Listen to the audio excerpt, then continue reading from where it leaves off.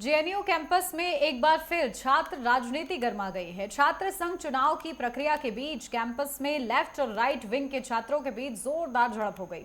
मामला election commission के office में घुसकर तोड़फोड़ और हंगामे तक जा पहुंचा। झगड़े की शुरुआत तब हुई जब लेफ्ट विंग के छात्रों ने नॉमिनेशन का समय आधे घंटे बढ़ाने की मांग की, जिसे इलेक्शन कमीशन ने स्वीकार कर लिया। इसके बाद एबीवीपी के छात्र पहुंचे और आरोप लगाए कि ये फैसला नियमों के खिलाफ है और चुनाव आयोग पर पक्षपात का आरोप लगाते हुए हंगामा शुरू कर दिया। इस दौरान इलेक्शन ऑफिस में तोड़फोड़ हुई है। घटनास्थल पर घंटों तक तनाव भी बना रहा। इलेक्शन कमीशन ने फिलहाल चुनाव प्रक्रिया पर रोक लगा दी है और जेएनयू प्रशासन से सुरक्षा मुहैया कराने की मांग की है। दोनों पक्षों ने प्रशासन को लिखित में शिकायत दी। चुनाव जेएनयू में चल रहा है और इसके साथ ये है कि कल कल जब हमें आधा घंटा ज़्यादा का समय मिला क्योंकि कुछ लोग लाइन में थे और उनका नहीं लिया जा रहा था विड्रॉवल। नॉमिनेशन के बाद जो विड्रॉवल लिया जाता है वो नहीं लिया जा रहा था। तो हमने बोला कि आप आधा घंटा और बढ़ाइए, वो आधा घंटा बढ़ा।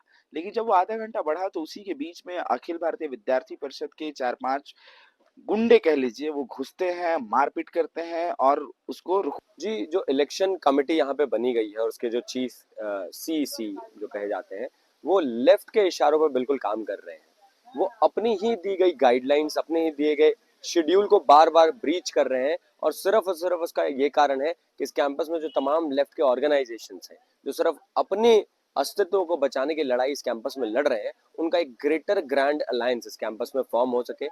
अखिल भारतीय विद्यार्थी परिषद की बढ़ती हुई लोकप्रियता को देखते हुए पिछले दसियों साल से वो वामपंथी संगठन जो कभी आपस में लड़ते झगड़ते रहते थे, आज सिर्फ विद्यार्थी परिषद को रोकने के लिए विद्यार्थी परिषद के अगेंस्ट एक ग्रैंड अलायंस फॉर्म करके रखते हैं।